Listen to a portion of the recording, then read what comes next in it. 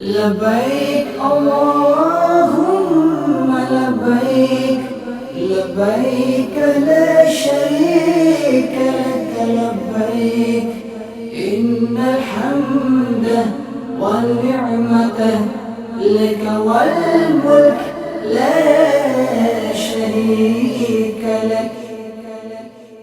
الحمدللہ رب العالمین والصلاة والسلام علی سید المرسلین اما بعد فاعوذ باللہ من الشیطان الرجیم بسم اللہ الرحمن الرحیم الصلاة والسلام علیک یا رسول اللہ وعلی آلک واصحابک یا حبیب اللہ الصلاة والسلام علیک یا نبی اللہ وعلی آلک واصحابک یا نور اللہ. حضرت سیدنا بلال رضی اللہ تعالیٰ عنہ کا جب نام زبان پر آتا ہے تو بے ساختہ سراپا عاشق رسول صلی اللہ علیہ وسلم ہستی کا تصور قائم ہو جاتا ہے. ایمان لانے اور غلامی سے آزادی پانے کے بعد عاشق بے مثال حضرت سیدنا بلال رضی اللہ تعالیٰ عنہ نے اپنی زندگی کے حسین ایام سرکار عالی وقار مدینے کے تاجدار صلی اللہ تعالیٰ علیہ وسلم کی خدمت میں گزارے. لیکن وصال ظاہری کے بعد ہجر رسول کی تاب نہ لا کر مدینہ منورہ سے ہجرت کر کے ملک شام کے علاقے داریہ میں سکونت اختیار فرمائی. کچھ عرصہ گزرنے کے بعد ایک رات خواب میں نبی پاک علیہ الصلوۃ والسلام کے دیدار فیض آثار سے مشرف ہوئے. لبہائے مبارکہ کو جنبش ہوئی. نبی پاک علیہ الصلوۃ والسلام نے کچھ یوں ارشاد فرمایا کہ اے بلال، یہ کیا جفا ہے؟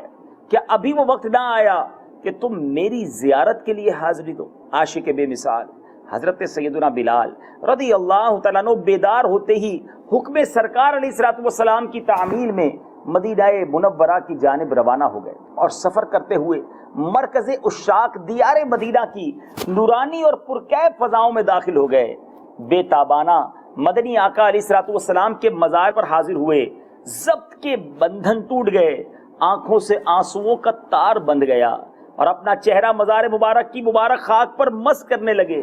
حضرت سیدنا بلال رضی اللہ تعالیٰ عنہ کی آمد کی خبر سن کر گلشن رسالت کے دونوں مہکتے پھول سیدنا حسنین کریمین یعنی حضرت سیدنا امام حسن اور حسین رضی اللہ تعالیٰ عنہما بھی تشریف لے آئے. حضرت سیدنا بلال حبشی رضی اللہ تعالیٰ عنہ نے بے ساختہ دونوں شہزادوں کو اپنے ساتھ لپٹا لیا، پیار کرنے لگے.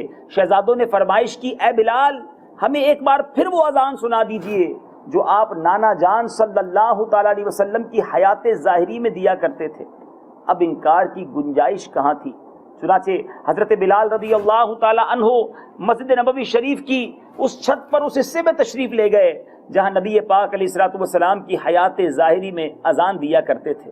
جب حضرت سیدنا بلال نے اللہ اکبر سے اذان کا آغاز فرمایا تو مدینہ منورہ میں ہلبلی مچ گئی اور لوگ بےتاب ہو گئے. جب اشہد ان لا الہ الا اللہ کے کلمات کہے تو ہر طرف آہو بکا کا شور بچ گیا.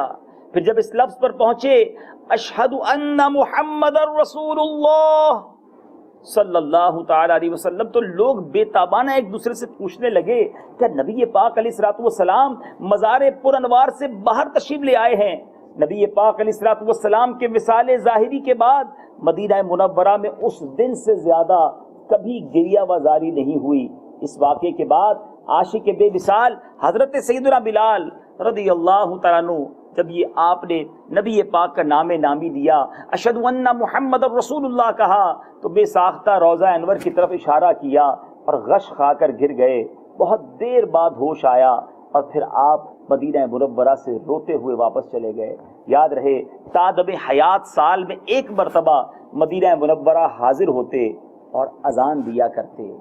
کیا بات ہے عشاقان رسول کی صلی اللہ تعالیٰ علیہ وسلم.